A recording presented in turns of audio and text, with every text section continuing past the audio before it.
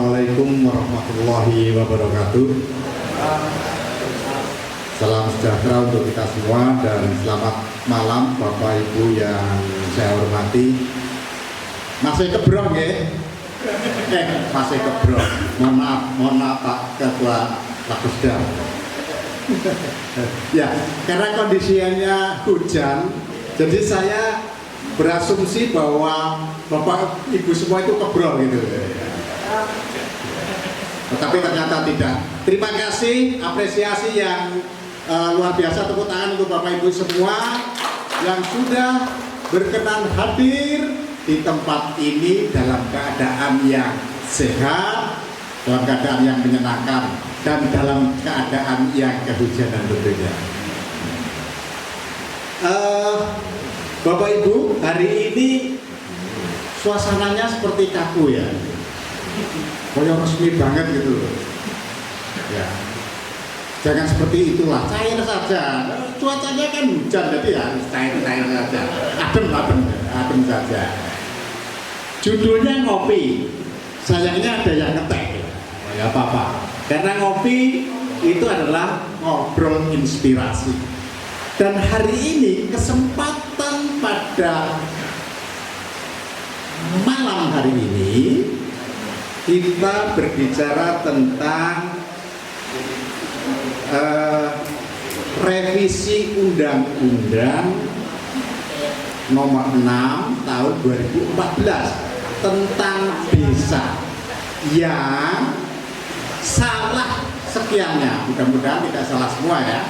Salah sekiannya itu ada usulan perpanjangan masa jabatan dari 6 tahun menjadi usulannya menjadi 9 tahun. Sekali lagi ini usulannya menjadi 9 tahun.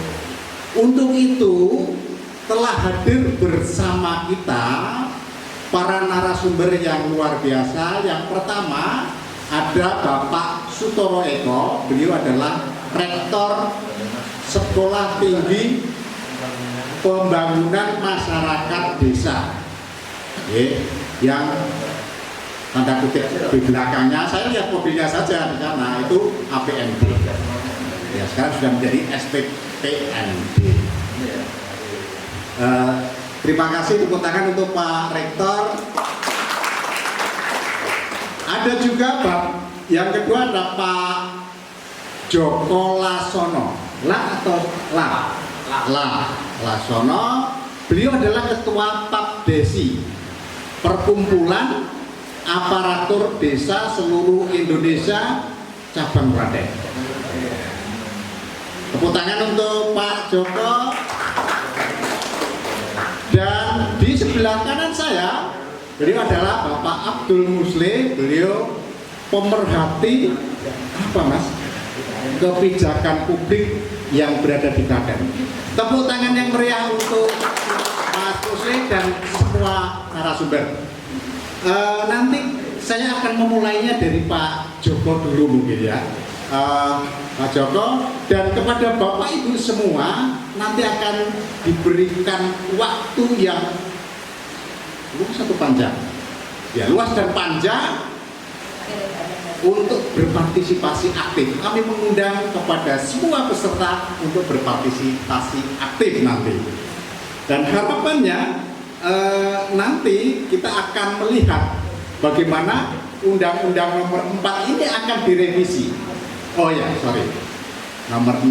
Ternyata masih ada yang tersenyum di sana, berarti masih perhatian sama saya.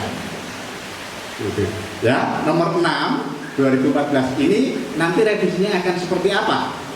Harapannya tentu akan menjadi suatu kekuatan baru nantinya.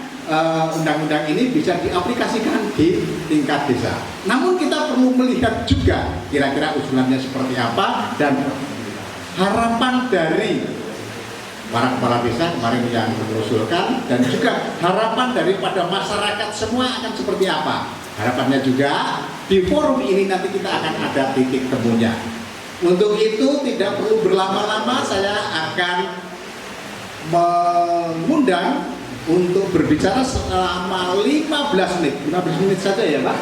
Ya, nanti kalau nggak nyampe nanti ya dapat diskon Bapak. Itu Pak Joko Lasono, beliau adalah Ketua Papdesi Kabupaten Klaten. Untuk itu waktu sepenuhnya selama 15 menit. Semoga Pak.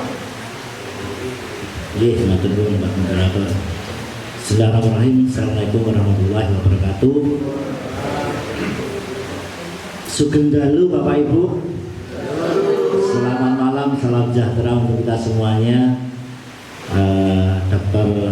Sutoro Eko yang saya hormati, Mas Musrik yang dulu beberapa waktu yang lalu mungkin hampir 4 tahunan kita sering timbul sepakat, tapi akhirnya saya hilang dari peredarannya sepakat. Tapi mantap Mas Musrik. Yang kami hormati Pak Koco dari perwakilan Puskesmas. Nanti ini Pak Koco itu bagian dari apa ya?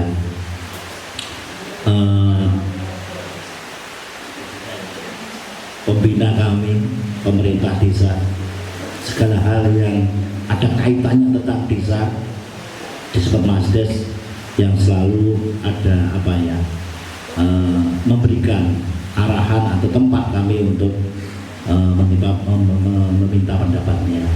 Yang kami hormati tuan rumah Mas Narno, ini selain sebagai kepala desa Jombranan, beliaunya adalah aktif sebagai pengurus Papdesi Kabupaten Klaten. Yang kami hormati juga teman kami dari Jabung dan Diwarno, luar biasa, terima kasih. Tidak ketinggalan Mas Jojon. Mas Jojon kemarin memperkenalkan diri dengan saya Mas Jojon. Tadi beda ya. Memperkenalkan diri saya Mas Jojon. Terima kasih atas waktunya. Kami telah diundang di acara ngopi atau ngobrol inspirasi pada kesempatan malam hari ini. Bapak Ibu tamu hadirin yang sangat kami hormati dan berbahagia. Mohon maaf, mohon izin, sebelumnya kami ingin memperkenalkan diri. Nama saya Joko Lasono. Kebetulan saya kepala desa Tijayan, Kecamatan Malisenggo, Kabupaten Klaten. Dari sini kurang lebih 1 jam, lereng perbatasan Kemalang dan Sleman dan Malisenggo, seputar 13 km lah dari lereng Merapi, kurang lebihnya seperti itu. Terus mohon maaf, mohon izin, kami harus membawa pendamping karena kebetulan saya kepala desa Batu 1 periode, Pak. Pengalamannya masih 0. Kalau Mas Jombranan sudah 3 periode, Mas Wuryanto ini sudah 2 periode. Ini Mas Wuryanto ini adalah yang sering divisi hukum dari Papdesi. Jadi nanti apabila mohon maaf, mohon izin, apabila ada pertanyaan yang kami terus terang saya akui belum menguasai, mungkin teman-teman kepala desa yang akan ikut membantu saya. Selanjutnya kami juga mohon maaf Bapak Ibu apabila di tanggal 17 kemarin kami bagian dari kepala desa yang ikut aksi damai. Perlu garis bawahi bahwa aksi kita adalah aksi damai ke gedung DPR Jakarta. Kurang lebih dari Klaten kemarin ada 280 delegasi yang ikut ke Senayan. Dari jumlah yang ada di Senayan kurang lebih 30.000 bahkan lebih, terdiri dari hampir 33 perwakilan provinsi.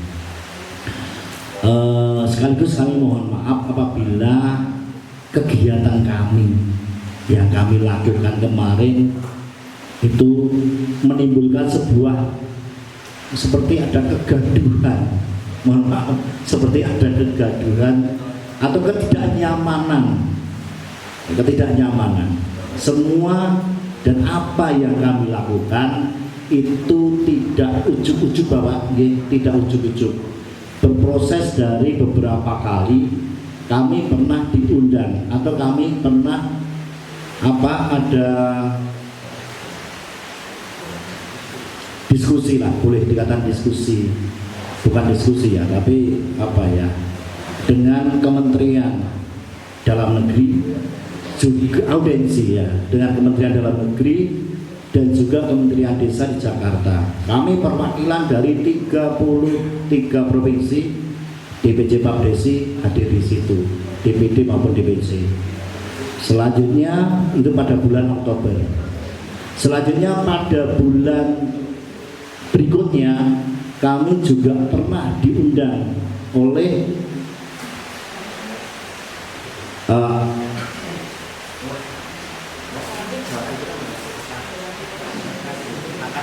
AKD, Asosiasi Kepala Desa Jawa Timur di Ngawi. Di situ kami dipertemukan dengan yang namanya Bapak Asto Kristianto dan juga Bapak Budiman Sujatmiko. Aspirasinya sama. Selanjutnya pada bulan kemarin bahkan mungkin Pak Jumran juga ikut di Hotel Yogyakarta. Pak Jojo juga hadir di sana, atau perwakilan di Sunasdes itu dan hadir di Sunasdes. Kami perwakilan Kepala Desa Jawa Tengah dan DIY diundang oleh Kementerian Desa. Di situ ada Menteri Desa dan juga perwakilan dari Caimin atau Gus Muhaimin Iskandar. Sama bahwa kami kepala desa menginginkan sebuah revisi tentang Undang-Undang Nomor 6 Tahun 2014. Yang di situ, mohon maaf, ada beberapa klausul yang kami ingin sampaikan kepada pemerintah. Tidak hanya dalam tanda petik 9 tahun masa jabatan kepala desa, bukan itu. Itu bagian juga yang mengikuti. Ada beberapa yang menjadi kegundahan kami, menjadi kegelisahan kami. Di antaranya adalah yang mengatur, mengintervensi pemerintah pusat terhadap penggunaan intervensi terhadap dana desa. Kami pemerintah desa biasa dalam setiap tahun, setiap kegiatan, bahkan setiap ketika kami dipilih setelah dilantik, kami mesti ada RPJMdes ya, misi visi kami. Tapi ketika adanya aturan pemerintah dalam bentuk surat edaran, instruksi maupun peraturan Menteri Keuangan dan lain sebagainya, di antaranya ada tahun 2019, 20, 21 bahkan sampai tahun 2023 ini masih ada. Termasuk di antaranya adalah misalnya adanya aturan pemberian BLT DB 40% pada waktu itu. Terus dilanjutkan di tahun 2023 ini maksimal 25%. Itu juga bagian yang menjadi aspirasi yang akan kami sampaikan kepada DPR maupun pemerintah. Beberapa kali kami dijanjikan, mohon maaf Bapak, beberapa kali kami dijanjikan bahwa aspirasi akan kami sampaikan, baik yang namanya Bapak Asto Kristianto dan lain sebagainya waktu ketika di Ngawi, juga ketika kami ketemu dengan Kementerian Desa dan ada Pak Cak Imin di sana, itu semua didiam. Tapi pada akhirnya ketika menjelang tahun 2023, ternyata apa yang menjadi aspirasi kami teman-teman kepala desa ini itu tidak masuk dalam prolegnas. Sehingga janji kami ketika diundang di bulan Oktober tahun 2022, apabila pemerintah tidak memberikan tanggapan atas apa yang menjadi aspirasi kami akan datang bersama-sama. Itu yang terjadi seperti itu. Sehingga pas kemarin tanggal 17 Januari kami harus datang ke Jakarta untuk menyampaikan aspirasi kami tentang apa dimasukkannya revisi Undang-Undang Nomor 6 Tahun 2014 di dalam prolegnas. Ya, terima kasih. Assalamualaikum warahmatullahi wabarakatuh. Waalaikumsalam. Selamat malam, salam sejahtera untuk kita semuanya. Yang kami hormati Dr. Sudarto, yang kami hormati Pak Joko Nasono dan juga Pak Ur yang pada malam hari ini sebagai narasumber dan ngopi bersama presiden ini. Jadi untuk meningkat waktu, perkenalan saya kira sudah cukup dan sudah dikenal oleh moderator. Jadi kita langsung pada pokok permasalahan saja terkait dengan isu yang selama ini sedang hangat ya Pak Lurah ya. Jadi apa yang telah disampaikan oleh Pak Lurah tadi, yang jelas ini sebenarnya mungkin bisa jadi salah satu introspeksi juga. Jadi kalau Pak Lurah itu kadang ya ada juga Pak Lurah yang sering di demo baru rakyat itu ngerasakan betul sebenarnya suara dari kita kalau tidak diperhatikan oleh pemerintah itu yang seperti itulah. Jadi kalau Bapak Lurah ini sampai dengan turun ke jalan, berarti itulah menjadi gambaran bahwa kalau kita itu ada masukan dari masyarakat ya monggo lah, itu menjadi catatan supaya jangan direspon dan lain sebagainya. Ini salah satu gambaran yang mungkin nanti bisa menjadi evaluasi untuk kita bersama. Nah, kembali pada persoalan bahwa tadi yang telah disampaikan oleh moderator bahwa yang kita bahas pada malam ini adalah salah satu isu usulan dari teman-teman kepala desa itu adalah revisi Undang-Undang 6 2014 ya. Salah satu pasalnya itu pasal 39 di mana walaupun tadi Pak Lurah itu bukan satu-satunya yang menjadi usulan, tetapi ternyata yang muncul di publik itu menjadi trending terus itu. Ya. Dari masa jabatan 6 tahun menjadi 9 tahun.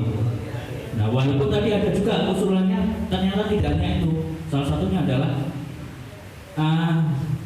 desa tidak mau atau istilahnya tidak ingin diintervensi atau nek gampang itu diculkin gase kucing gede kan. Ya, Jadi terkait dengan dana desa. Nah ini seperti yang disampaikan oleh Pak Lurah tadi, intervensinya kalau kita melihat baru kemarin pada waktu COVID ya, sekian persen untuk BLT, DD kan. Nah ini itu yang salah satu yang diusulkan dari teman-teman kepala desa. Nah kembali pada usulan untuk masa jabatan. Nah ini kalau kita melihat coba sejarah dari undang-undang tentang pemerintahan desa ya, tentang jabatan kepala desa, mulai dari Orde Baru di Undang-Undang 579 ya. Itu berapa Bapak Ibu masa jabatan Kades? 8 tahun. 16 untuk 2 periode ya, maksimal 16 tahun. Ya. Itu untuk 2 periode. Artinya satu periode 8 tahun. Dan 8 tahun. Lalu masa reformasi Undang-Undang 22 99 jadi 5 tahun. 10 tahun untuk maksimal 2 periode ya. Maksimal 10 tahun untuk 2 periode. Jadi satu periode adalah 5 tahun. Lalu direvisi lagi Undang-Undang 32 ya, 32 2004 itu nambah sedikit dari 10 jadi 12, jadi 6 tahun per periodenya.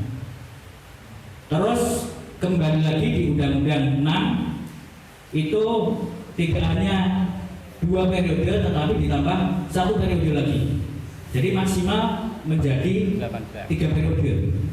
Jadi sama dengan 18 tahun. Orde Baru kan 18 tahun. Kalau 18 tahun Orde Baru itu 16.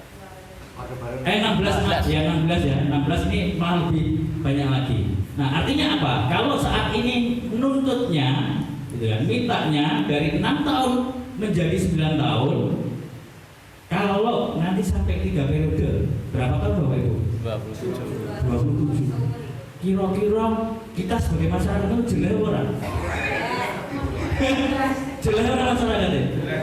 Nah, jelas banget. Nah, Ya, ini jangan kita flashback ya.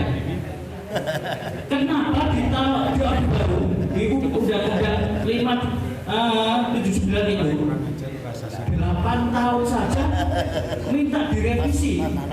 Karena apa? Dampaknya apa? Bahwa selama 8 tahun itu ternyata apa ya, dampak terhadap perkembangan pembangunan di desa juga akan lambat gitu kan. Karena apa? Seringkali kan akhirnya muncullah dinasti-dinasti kekuasaan yang ada di desa. Sini. Belum lagi nanti kan Sini. 9 tahun kita berpikir ini ya, kemungkinan terburuknya 9 tahun 1 periode, nanti sampai 3 periode. Terus nanti di periode berikutnya ganti istrinya, atau ganti suaminya, atau ganti anaknya. Dan sehingga ini nanti bisa saja nanti akan semakin panjang. Nah ini menurut kami sebagai masyarakat bahwa dengan panjangnya periodisasi apa itu namanya masa jabatan dari kepala desa ini, yang pertama ini akan merusak demokrasi. Ya, akan merusak demokrasi. Itu nanti akan memunculkan kalau orang terlalu lama berkuasa itu korupsi, kolusi, nepotisme itu akan tumbuh dengan subur. Ya, akan tumbuh dengan subur. Pengalaman di Orde Baru lah sampai sekarang. Akhirnya kita muncullah reformasi untuk yang salah satunya adalah untuk menghilangkan KKN. Tetapi ternyata di reformasi ini korupsi semakin semakin terang-terangan kan gitu.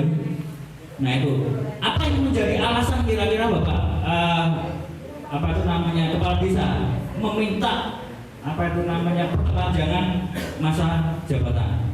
Nah kalau saya mengikuti di media ya, nah ini memang beritanya itu juga tidak sama ya antara media yang satu dengan yang lain, itu tergantung narasumbernya, narasumber beritanya. Karena tuntutannya ternyata tidak semuanya sama. Maksudnya gini, contohnya tuntutan 9 tahun itu ada yang meminta 9 tahun tidak ada periodisasi, artinya tidak ada dibatasi sampai 3 periode. Yang penting 9 tahun, besok bisa dipilih lagi, besok bisa dipilih lagi dan sebagainya. Terus ada yang statement lagi, ada juga 9 tahun untuk 2 periode. Jadi 18 tahun kan 2 periode. Nah terus ada yang 9 tahun untuk 3 periode. Nah semuanya itu alasannya apa? Salah satu alasan bahwa kalau kita hanya 6 tahun itu waktunya habis untuk menyelesaikan konflik pasca pilkades. Jadi dampak-dampak pilkades itu salah satunya harus mengurusi konflik pilkades itu aja 6 tahun waktunya tidak cukup. Nah, kalau menurut kami waktu 6 tahun itu adalah waktu yang cukup lama. Nah, persoalannya sebenarnya bukan mestinya kalau mau minta 9 tahun itu bukan itu yang menjadi alasan. Karena apa? Kalau hanya waktunya tidak cukup itu untuk menyelesaikan persoalan itu, mestinya yang kita cari persoalan itu muncul karena apa? Ya kan? Persoalan itu maksudnya gini, konflik pilkades itu terjadi kok sampai larut-larut, itu kira-kira masalahnya apa? Nah kita kembalikan. Jadi kalau menurut kami kenapa konflik pilkades itu tidak istilahnya sembuhnya itu lama? Ya karena calon-calon itu belum siap untuk kalah. Kalau maju itu pengennya menang gitu kan. Sehingga dengan berbagai cara yang itu dilarang, baik itu hukum positif maupun secara agama gitu kan, dilakukan, yaitu misalkan dengan cara-cara money politik. Sehingga kalahnya itu bukan karena memang kapasitas dari jago yang jadi itu mungkin lebih kompeten gitu kan, tetapi mungkin karena kalah tumpangan dan sebagainya. Ini kan yang menurut kami yang membuat sakit hati itu lebih istilahnya lebih sulit untuk diobati, sehingga kekalahan itu merasa bukan kekalahan yang wajar karena kalah mungkin kalah tumpangan, kalah duit dan lain sebagainya.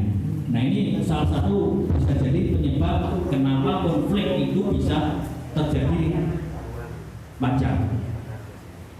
Terus yang berikutnya, ya ini kami menduga kan. Jadi kalau keinginan untuk menjadi 9 tahun itu bisa dilihat kira-kira lebih menguntungkan pada siapa? Apakah ini nanti lebih menguntungkan pada pembangunan desa atau hanya untuk kades yang bersangkutan? Nah, ini yang mestinya harus kita timbang-timbang nantinya. Karena apa? Terkait dengan tadi salah satu dikasih aja, kok jauh 9 tahun, terus ada tuntutan lagi. Dana desa tidak mau diintervensi dalam tanda kutip ya, tidak mau diintervensi. Maksudnya apa ini? Tidak mau diintervensi.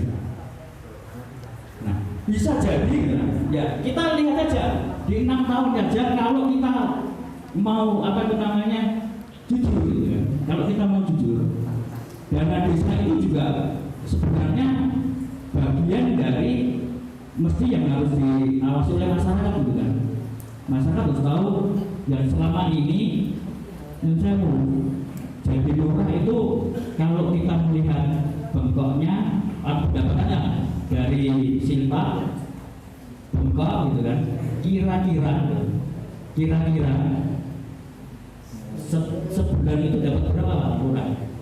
Rata-rata tergantung wilayahnya, Pak. Tidak bisa digeneralisir. Enggak, yang minimal aja.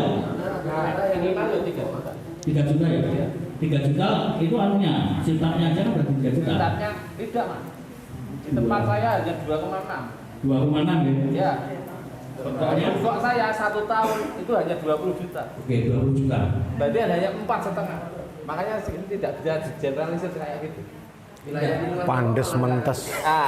Enggak ada bengkok ya? Tergantung wilayah. Artinya gini, jadi lurah itu murni jaga pendapatan dari desa. Jangan ingin jadi lurah. Iya kan? Itu gimana kira-kira? Rugi atau tidak? Ya, rugi atau tidak? Dibandingkan dengan biaya sosialnya. Undangan itu registrasi puluhan kan itu. Sehingga apa? Kalau jadi lurah, berarti kan hitungannya pendapatan jadi lurah itu lebih kecil dari pengeluarannya. Kok masih minta diperpanjang masa jabatannya, kira-kira apa maksudnya? Mengabdi masyarakat. Nah, ini pertanyaan usilnya Pak Tohor ya, dan sebagai masyarakat. Kalau pendapatannya kecil, merasa rugi dibandingkan dengan pengeluarannya, kok masih minta diperpanjang? Apakah nanti ketika diperpanjang itu pendapatannya bisa meningkat? Walau kan? Nah, ini mestinya persoalan itu yang harus diselesaikan adalah bagaimana pendapatan kepala desa itu ditingkatkan, siltapnya ditambah, ya kan? Siltapnya ditambah, bukan menambah jabatannya. Jadi kesejahteraan kepala desa itulah yang harus dipikirkan. Nah, karena apa? Kalau nanti berani ingin menambah masa jabatan, itu menurut saya pikiran nakal kita sebagai rakyat itu kan. Jadi mesti motivasinya udah lain kan itu. Nah, makanya untuk itu ini menjadi mungkin sebagai pemantik kita. Jadi kami sebagai masyarakat punya pandangan seperti itu. Perpanjangan masa jabatan itu menurut kami itu lebih banyak menguntungkan pada personal dari kades dibandingkan keuntungannya untuk pembangunan desa. Nah itu saya kira itu sudah dijawab sama Pak Moderator, dan kurang lebihnya mohon maaf, nanti bisa kita sambung di acara diskusi. Terima kasih. Oke. Assalamualaikum warahmatullahi wabarakatuh. Sugeng dalu, salam sejahtera untuk kita semuanya. Ibu Bapak arep cekap nggih. Ada beberapa poin yang saya matur. Pertama, para kepala desa berjuang, yang lain bergunjing. Gitu ya. Yang bergunjing itu menggunakan standar moral antara lain ya. Ada banyak yang mengatakan bahwa kepala desa ini rakus, serakah, primitif dan seterusnya. Pokoknya kalimatnya jelek semua. Saya dalam posisi mendukung, membela kepala desa. Mengapa saya membela kepala desa? Karena kepala desa itu pilihan rakyat. Kedua, kepala desa itu bertugas mengurus rakyat. Memang yang melakukan kritik dan kontra terhadap usulan masa jabatan itu ya dari masyarakat.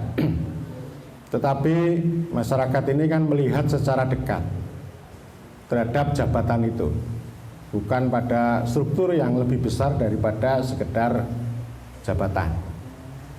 Nah, saya memahami mengapa para kepala desa bergerak. Ini harus kita dudukkan secara jernih. Kita tidak hanya menghujat, tidak hanya mencaci maki, tapi menemukan sesuatu yang bermakna di balik angka itu. Saya kira jelas alasannya. Yang pertama bahwa selama ini dari hari ke hari kepala desa itu hanya diperalat, bahkan juga ditindas oleh kekuatan supradesa. Itu Mbah Jedes itu ya, Pak Mul siapa? Mulyatno. Itu pernah ngendiko, saya ini bukan kepala desa, tapi hanya kepala kantor yang menjalankan aturan dan perintah dari atas. Padahal undang-undang desa itu memuliakan kepala desa. Dengan rekognisi, subsidiaritas, redistribusi, demokrasi, itu menjadi satu paket. Kepala desa itu nomor satu harus dihormati, diakui. Tapi selama sekian tahun, 9 tahun tidak. Aturan membuat kepala desa jadi kepala kantor, proyek membuat kepala desa menjadi mandor proyek. Ini kan menurut saya penghinaan, bukan penghormatan dan pengakuan. Itu alasan pertama. Alasan yang kedua ya kena PHP lah. Udah ketemu bolak-balik, udah dijanjikan tapi ya PHP terus, katanya 5% ya 3%. Katanya ini ya lahirnya itu gitu ya. Itu kan PHP gitu ya.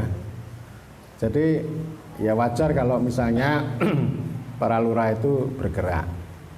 Dan sebenarnya pergerakan ini bukan semata-mata bicara angka. Angka ini secara politik sebagai strategi taktik, ini tendangan dipukul gitu ya. Karena kalau nggak ngomong 9 tahun, maka orang Indonesia tidak akan bergeming. Nggak akan. Kalau misalnya kepala desa menuntut, kami menuntut kewenangan yang lebih besar, kalimat itu, oh nggak akan ada yang merespon. Sehingga ini kegaduhan ini bagian dari proses politik para kepala desa bernegosiasi pada pemerintah. Dan itu hal yang biasa, hal yang sangat baik. Sama juga kalau kita lihat di bawah, itu masyarakat hari-hari ini itu juga biasa ngerasani lurah, menegosiasi lurah. Dan lurah itu jabatan yang biasa kalau hari ini. Sing maune ya wong biasa, dadi lurah ya biasa wae dirasani dan mesti sampai ke telinga. Besok bar dadi mantan lurah ya dadi wong biasa meneh. Gitu ya. Jadi maksud saya ini penting untuk dipahami, didudukkan secara jernih. Dan poin kedua yang mau saya katakan, ini bukan sekedar angka, bukan sekedar 9 tahun. Dan itu harus kita posisikan, ada persoalan jabatan, ada persoalan posisi jabatan itu dalam struktur negara. Yang tadi saya sudah matur bahwa undang-undang itu memuliakan, tapi prakteknya baik aturan, proyek, aplikasi, SDGs desa, stunting dan sebagainya itu menjadi bagian dari penindasan terhadap kepala desa. sehingga otonominya kewenangannya tidak jalan. Kalau kewenangannya tidak jalan, maka yang terjadi adalah benturan. Jadi yang dilakukan oleh supradesa ini menciptakan benturan antara masyarakat setempat dengan kepala desa. Masyarakat setempat dengan kepala desa melakukan pengambilan keputusan secara bersama, secara partisipatif, secara demokratis melalui musyawarah desa untuk menjawab kepentingan masyarakat setempat. Sudah jadi, tapi lalu ada surat edaran, ada perpres, ada peraturan-peraturan. Ini bubar semua. Lalu masyarakat melihatnya, oh Pak Lurah mencela-mencele, Pak Lurah reso dipercaya. Susah payah untuk menjelaskan masyarakat itu. Tadi yang saya katakan, ya masyarakat yang dilihat pertama adalah jabatan, bukan struktur negara yang menindas desa. Karena itu ini yang harus kita jernihkan kan struktur negara itu, yang tidak memuliakan, tidak mendudukkan dengan hormat. Termasuk orang-orang yang bergunjing atau menghakimi secara negatif terhadap kepala desa itu kan baru sekarang mereka bicara. Kemarin ketika kepala desa ditindas dan diperalat, siapa yang bela? Tidak ada yang bela.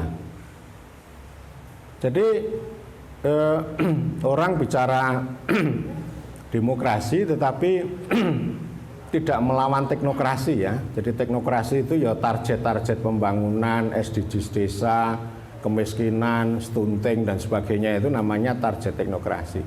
Sehingga demokrasi yang hidup di bawah melalui musyawarah desa, melalui BPD, melalui partisipasi itu tidak tumbuh dengan baik. Jadi demokrasi itu bukan hanya soal kebebasan, bukan hanya soal ini ya, orang rame-rame itu, tapi aspirasi dan sebagainya itu kita lembagakan dalam musyawarah desa. Undang-undang desa itu kan punya 5 poin penting ya, yang saya sebut sebagai tradisi berdesa. Kepentingan masyarakat setempat, prakarsa lokal, lalu ada kepemimpinan kepala desa, ada musyawarah desa dan kewenangan desa. Itu 5 poin itu. Itu rusak semua itu. Jadi poin saya mau 1 tahun, mau 3 tahun, mau 5 tahun, mau 9 tahun, tetapi kalau kepala desa hanya dijadikan sebagai kepala kantor dan mandor proyek, masa jabatan itu sama sekali tidak menarik, tidak bermakna. 1 tahun pun itu sudah membuat para kepala desa itu bisa bosan. Atau larinya ya bergolak seperti ini. Ada seorang teman di Kulon Progo, baru lenggah setahun, ketemu saya, itu curhatnya sudah habis-habisan. Visi misi saya yang saya dialogkan dengan masyarakat tidak bisa jalan. Kenapa? Aturannya begini-begini. Yang saya katakan ini adalah kepala desa ini berjalan di koridor yang sempit dan di tengah koridor itu banyak ranjau. Ranjaunya banyak sekali. Dan itu menimbulkan ya ini jebakan-jebakan yang itu tidak menarik. Jadi jelek sangang tahun, ya pasti jelek. 1 tahun pun juga jelek. Jadi artinya begini, ya kalau masyarakat tidak mengendaki kan selesai. Nggak mungkin bisa sampai 2 periode apalagi seumur hidup gitu ya. Itu kan tergantung kan. Jadi artinya poinnya adalah ya kepala desa lenggah di situ itu karena persetujuan rakyat, bukan karena dinasti. Engko nek sing ganti bojone dadi kepala desa kan ya karena persetujuan rakyat, bukan karena dinasti. Lalu ada yang mengatakan oh karena politik uang, oh berarti ya karena memang rakyatnya senang politik uang. Itu hal yang biasa. Di Merapi sana itu kan yang selalu saya ambil cerita. Ini ada teman saya calon legislatif, idealis banget, pokoknya anti politik uang lah, karena memang dasarnya dia nggak punya uang ya, idealis sekali, kampanye di kalangan penambang pasir lah, kampanyenya ideal, mau memperjuangkan nasib rakyat. Lalu seorang penambang pasir mengatakan, lawang ngunggahke pasir dibayar, ngunggahke pejabat ora dibayar. Teman saya itu curhat, lalu mengatakan, wah rakyat kita itu bejat ya. Ya sampean salah menilai rakyat itu. Kalau Anda pakai moral, maka tidak akan ketemu. Ini realitas politik. Dan politik itu melekat pada setiap manusia. Tidak bisa, manusia ya manusia. Manusia itu bisa menjadi setan, tapi tidak mungkin bisa dibuat menjadi malaikat. Manusia ya manusia, kepala desa itu ya manusia. Mungkin ada kepala desa yang menjadi setan, mungkin ada sebagian yang menjadi malaikat, tapi ya tetap manusia. Kita hargai sebagai manusia secara utuh. Punya kepentingan itu biasa. Jadi kalau zaman sekarang itu nggak lazim ada, nggak masuk akal kalau ada istilah sepi yang pamrih rame yang gawe itu. Nggak ada itu. Pamrih itu biasa, melekat pada manusia. Dan itu tidak semata-mata uang. Ada juga pamrihnya itu projo. Ya, projo. Wong sekarang dodolan lemah warisan wiwit dijogo supaya ora lepas ning ngene wong liya didol ning ngene sedulure, tujuane apa? Njogo projo. Padahal rugi. Nek didol ning ngene sedulure regane murah, nek didol ning ngene wong liya regane akeh. Tapi tetap dipertahankan supaya didol ning ngene sedulure dhewe. Karena apa? Projo. Itu juga kepentingan gitu. Jadi ini maksud saya persetujuan rakyat itu yang paling penting. Lalu 9 tahun itu sebagai pembatas. Ya.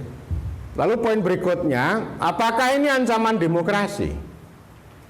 Masa jabatan yang lama itu. Demokrasi kita sudah hancur.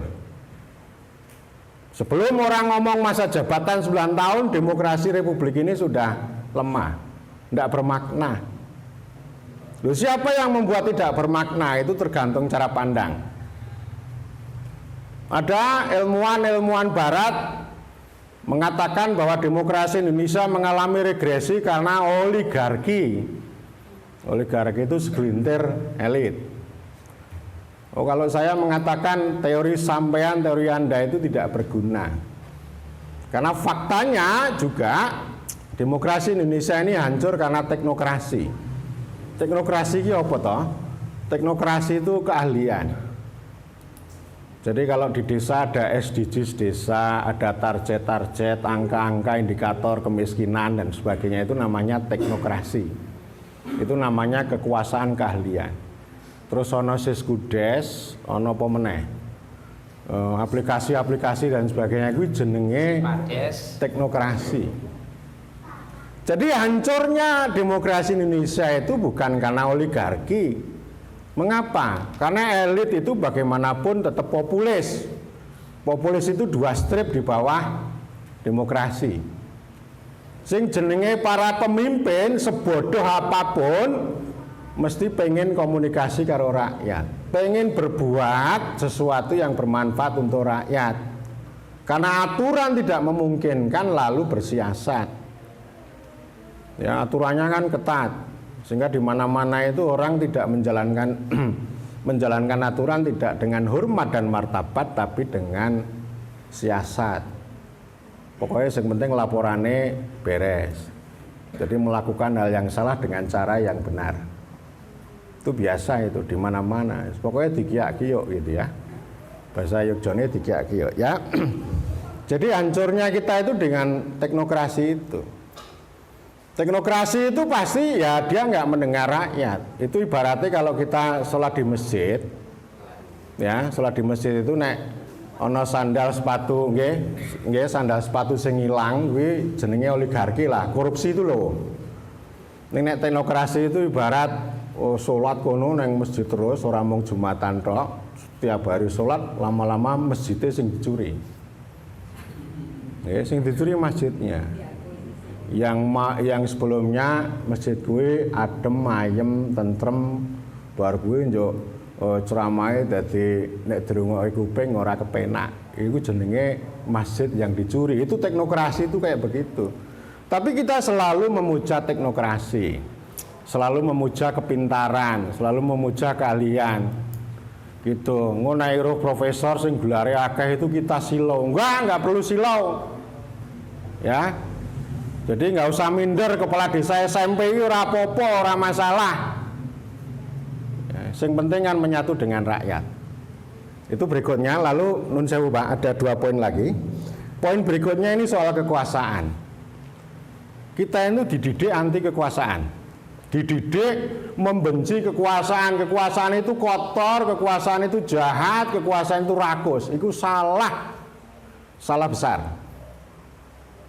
Kita mimpi daulat adil makmur itu nggak akan tercapai tanpa kekuasaan. Nggak mungkin terjadi.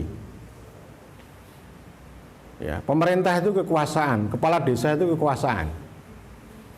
Kekuasaan kita diajarkan, kekuasaan itu harus disalurkan, digunakan dan dibatasi. Jadi kekuasaan tidak hanya dibatasi, ngunek dibatasi, ruang geraknya sempit, koridornya sempit, njuk akeh ranjonya. Nah sekarang kan yang ngomong, oh ini ancaman demokrasi karena paradigmanya adalah membatasi kekuasaan. Oh enggak, kekuasaan itu disalurkan. Siapapun punya hasrat berkuasa, oh disalurke. Bar disalurke lalu lenggah menduduki jabatan, bar kuwi diberikan hak, kewenangan, kewajiban, tanggung jawab. Ojo mung kewajiban karo tanggung jawab, ning ora ana hake karo kewenangan. Mandul. Inisiatifnya mandul. Itu bupati-bupati juga begitu. Sama. Bupati punya gagasan, nanti bicara sama kepala Bapeda, mohon maaf Pak Bupati, Bupati ini melanggar aturan. Setiap punya ide, ini nggak ada aturannya Pak Bupati. Ya wes kalau gitu saya manut sampean. Ya ora menarik no. Ini sama juga para kepala desa dalam satu kecamatan di daerah timur sana. Karena wilayahnya nggak ada listrik, lalu sejumlah kepala desa lenggah membangun kerjasama untuk membangun listrik tenaga surya.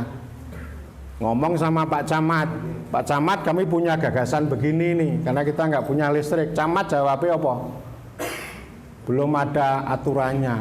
Wis ra menarik itu. Jadi aturan ini yaitu tadi. Akhirnya apa? Kepala desa ya jadi kepala kantor wae, bukan kepala rakyat. Bukan pemimpin rakyat gitu loh. Jadi kekuasaan itu kita nggak boleh membenci kekuasaan itu. Ini kan konyol ya. Maksudnya kita ini pengen adil makmur tapi membenci kekuasaan. Nah, repot, nggak bisa jalan itu. Terus kemudian yang terakhir ini faktor sejarah ini.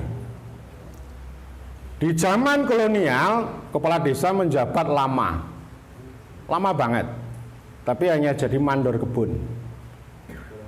Setiap hari mandor kebun, pokoknya ya nandur kebun, ngaman ke kebun, menyediakan kebun, memobilisasi orang untuk kerja paksa, tanam paksa dan sebagainya. Lama, bahkan bisa seumur hidup. Nah, kepala desa jadi antek, jadi kaki tangannya kolonial. Lalu hubungannya dengan rakyat jauh. Itu satu ya. Yang kedua, kita itu punya kepala desa yang hebat itu era Soekarno 45 sampai 65. Era 45 itu euforia, kegembiraan yang luar biasa karena hidup lama dalam penindasan. Lalu ada pemilihan pertama itu. Bar kuwi ana pemilihan meneh sampai setelah tahun 79. Sehingga pada masa itu ono kepala desa sing lenggah 20 tahun, ada yang lebih. Ya, dan justru pada waktu itu tidak ada campur tangan, bahkan tidak ada uang dari negara. Jadi kita di sini ini, di Jawa ini, termasuk Klaten ini, desa itu nyumbang tanah untuk negara, padahal negara orang meni duit. Ya puskesmas, ya SD, ya SMP, ya Koramil, ya Polsek, kantor pegadaian, kantor pos, itu semuanya tanah desa. Sumbangan dari desa.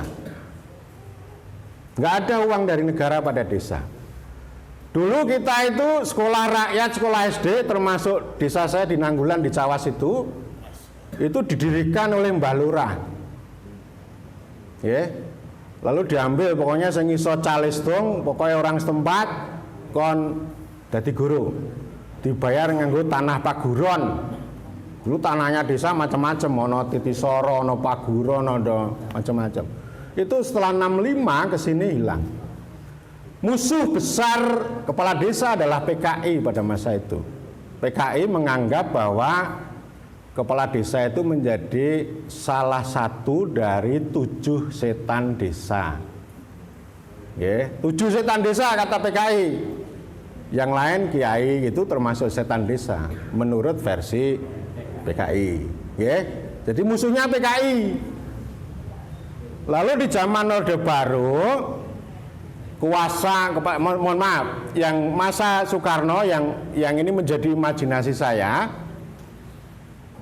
kepala desa yang legendaris ya, legendaris itu powerful ya. Bahasa Indonesianya apa ya, Jawa, bahasa Jawa ya apa ya? Ya pokoknya duwe Purbawaseso sing gede lah, gitu ya, kuat, karismatik, kuat. Sing keloro punya legitimasi di mata masyarakat, diterima, disetujui, dipercaya oleh masyarakat, dan tentu juga punya hubungan yang dekat dengan masyarakat. Sing ketelu merantasi, banyak hal yang merantasi atau yang saya sebut punya legacy. Jadi kepala legendaris itu punya legacy ya, makanya Mbah Lurah gitu ya, luar biasa. Termasuk SD yang saya tempati untuk sekolah di Nanggulan Cawas itu. Dan itu saya dengarkan dulu dari para ini ya, para oral history ya, sejarah lisan dari para sesepuh itu. Nah sebenarnya undang-undang desa itu mau membuat itu, membuat kepala desa yang legendaris itu. Kalau zaman Orde Baru enggak, membuat kepala desa itu menjadi penguasa tunggal, jadi kaki tangannya pemerintah. Sehingga Undang-Undang 579 desa adalah pemerintahan terendah di bawah camat. Definisinya begitu. Jadi kepala desa harus tunduk pada camat. Camat itu sekalipun daun yang jatuh dari pohon harus tahu pada waktu itu. Tiap malam harus keliling dari desa ke desa, nanti kundur ya ada bawa ingkung, bawa apalah gitu ya, upeti lah, dapat upeti gitu ya.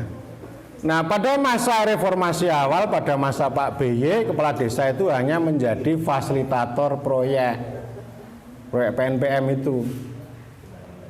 Nah zaman ini undang-undang desa mau memperkuat lagi, tapi nggak berhasil karena didistorsi oleh peraturan pelaksanaannya, termasuk peraturan bupati. Nah sekarang kalau kepala desa menuntut 9 tahun, itu saya maknai untuk memulihkan kembali kepala desa yang legendaris, yang powerful, yang legitimate dan punya legacy. Dan ketika kita diskusi berkali-kali, sebelum teman-teman ini bergerak ke Jakarta, itu sudah diskusi safari di Magelang, di Sukoharjo, di Salatiga, di Klaten di tempat gubuk saya, di Cawas, terus kemudian di Padi, di Karanganyar. Kita punya tagline, kedaulatan desa untuk kesejahteraan rakyat. Jadi poin-poinnya banyak, salah satu poinnya adalah 9 tahun itu. 9 tahun itu taktis politik untuk menendang supaya Jakarta itu heboh. Kalau nggak dibikin heboh ya nggak dapat perhatian. Jadi tetapi tuntutannya itu ya, makna besarnya adalah mengembalikan daulat desa untuk kesejahteraan rakyat. Demikian matur nuwun. Wassalamualaikum warahmatullahi wabarakatuh. Itu sampai saya berdebat kenceng. Hal-hal seperti itulah juga yang kita perjuangkan.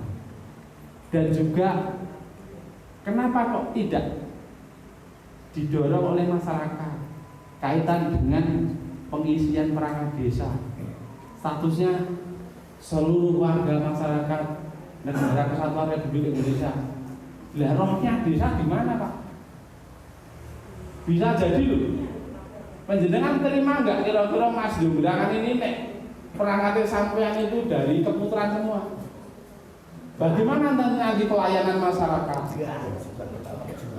Itu juga bagian yang kita perjuangkan. Perangkat desa harus dari desa setempat yang mengerti karakter kearifan lokal dari wilayah desa itu sendiri. Jadi kenapa tidak diperjuangkan? hal itu. Nah, khusus Pak BPD ini. Forum BPD nuwun sewu niki saya Pak Koco di Mas Des. Harusnya kewenangan desa ini sudah diambil, ditarik ke atas. Kenapa mboten manggon yang itu menjadi hak BPD?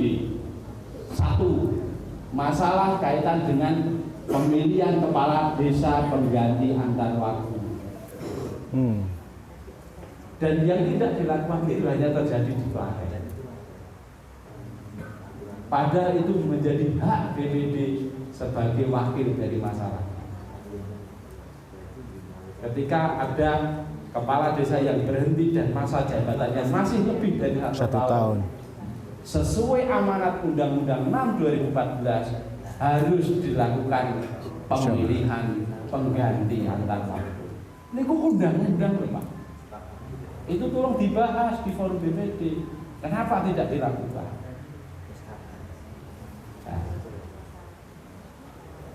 KPK 686 kasus. Ini bicara Indonesia.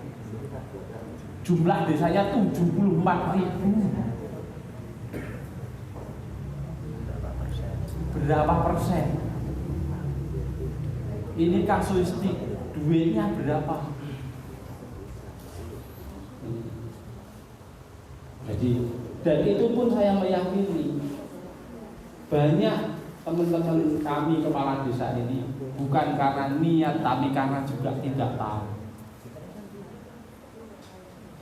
Kemampuan dari latar belakang kami teman-teman kepala desa ini juga berlatar belakang yang berbeda-beda, yang sangat minim terkait dengan pemahaman bagaimana regulasi yang harus dilakukan.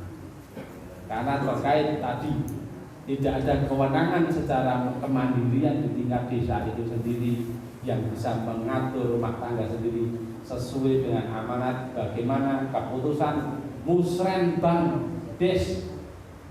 Nah, kita itu tiap tahun bikin RKP Des, tapi ra iso ndanai Pak. Nomor ora ngelu niku tadi Pak. Sudah 3 tahun terakhir ini RKP Des tidak pernah terdanai.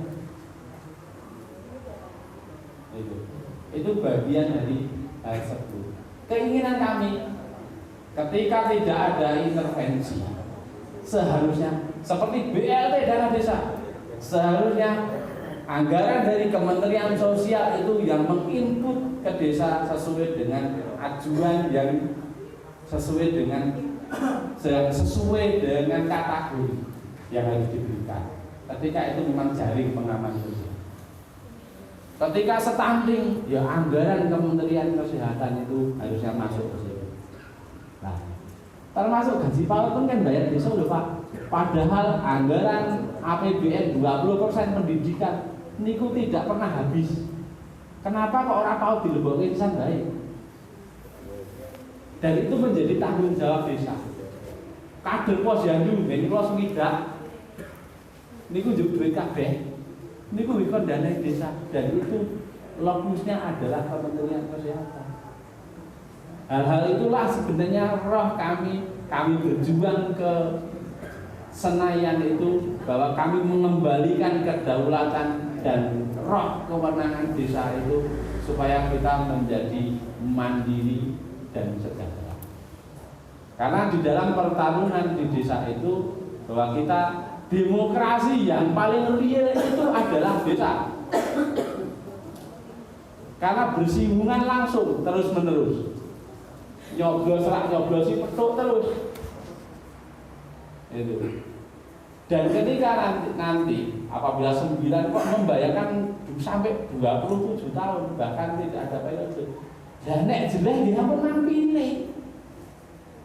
Kalau kita itu tidak bahasanya kusnudon, kita itu suudon, lah berarti kita yang salah cara berpikirnya. Bagaimana kedewasaan berpolitik masyarakat di tengah-tengah kita seperti apa? Nek bosen programnya mboten menarik, yo rasa dipilih. Po setiap pilihan itu mesti pidato menggebu-gebu pakai visi misi. dorong bahwa proses pemilihan itu mengedepankan pertarungan visi dan misi.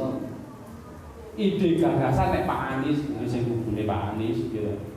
Niku ide gagasan, pertarungan ide dan gagasan. Nah, mungkin itu jawaban kami, mungkin tidak bisa memuaskan semua pihak karena bukan memuas ya. Itu dari kami, mungkin ada tambahan Mas Sekjen. Saya kira itu, ada pertanyaan yang lain kami persilahkan. Assalamualaikum warahmatullahi wabarakatuh. Saya alhamdulillah memperoleh anugerah itu bisa mendengarkan curhat udah ribuan lah kepala desa di Republik ini. Curhatnya luar biasa lah. Ada para kepala desa yang punya gagasan mentok gitu ya.